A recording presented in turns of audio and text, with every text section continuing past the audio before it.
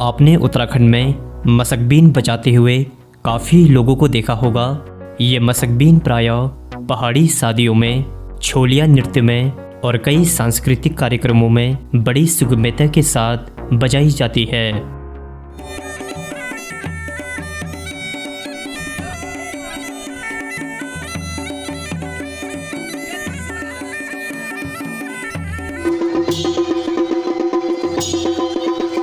मसकबीन के बिना उत्तराखंड के लोक संगीत की कल्पना करना बेहद मुश्किल है। जब भी हम उत्तराखंड के वाद्य संगीतों की बात करते हैं तो मसकबीन का नाम सबसे पहले आता है। जो मसकबीन की धुन सुन रहे हैं यह उत्तराखंड में सदियों से बजाया जा रहा है। लेकिन थोड़ा रुकिए, क्योंकि यह उत्तराखंड का परंपरागत वाद्य यंत्र नहीं बल्कि स्कॉटलैंड से आए उन अंग्रेजों की देन है जो उस समय यहाँ मसकबीन बजाया करते थे। मसकबीन की धुन उत्तराखंड निवासियों को इतनी पसंद आती थी कि उन्होंने सन 1880 के बाद से अंग्रेजों से सीखकर इसे बजाना शुरू कर दिया था और सन 1900 के मध्य तक यह उत्तराखंड के राष्ट्रीय वाद्य यंत्रों में से एक बन गया। अब सबसे पहले तो हम यह जानते हैं कि मसकबीन कैसे बजाई जाती है और क्यों स्कॉटलैंड के अंग्रेजों ने इसे उत्तराखंड में बजाई। आइए जानते हैं। दोस्तों, आप देख रहे हैं नैनीताल मेनिया यूट्यूब चैनल, तो चलिए स्टार्ट करते हैं। मसकबीन चमड़े का बना एक वाद्य यंत्र होता है जिसे अंग्रेज लोग बैगपाइप कहते हैं। वहीं भारतीय लोग इसे मसकबीन या मसकबाजा कहते हैं। इस वाद्य यंत्र का प्रयोग वैवाहिक अवसरों और सांस्कृतिक उत्सवों में किया जाता है। इस चमड़े के बने थैले पर 5 पाइपें लगी रहती हैं, जहां एक पाइप से हवा भर दी जाती है, वहीं दूसरे पाइप को बांसुरी के रूप में प्रयोग किया जाता है और बाकी के बचे 3 पाइपों से सहायक नाद उत्पन्न किया जाता है। इसे कंधे में रखकर बजाया जाता है, जहां इसका प्रयोग भारतीय सेना में भी किया जाता है।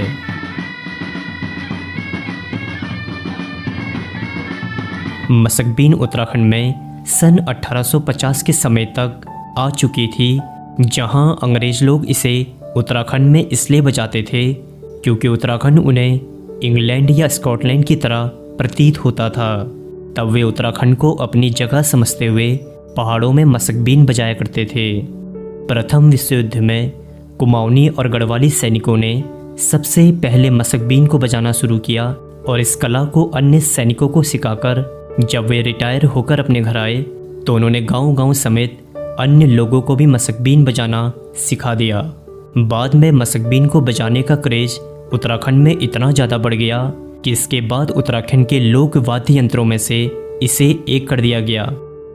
उत्तराखंड के संगीतकारों की बातों को जाने तो उन्होंने कहा कि यहाँ ढोल, नगाड़ा, डमरू, थाली और हुड़का आदि तो थे, लेकिन फूंक से बजाने वाला बांसुरी के अलावा कोई दूसरा सुरीला वाद्य यंत्र नहीं था।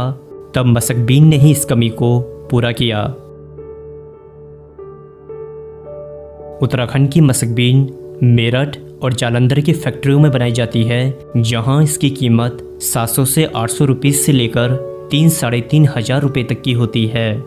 अब दोस्तों, एक खास बात कि परंपरा में बसने के बाद भी आज उत्तराखंड के लोक वाद्य यंत्रों में धीरे धीरे संकट पैदा हो रहा है, क्योंकि आज का युवा इन्हें बजाने में अपनी रुचि नहीं रखता है, बल्कि वो ही युवा अपनी रुचि गिटार या पियानो बजाने में ज़्यादा रखता है।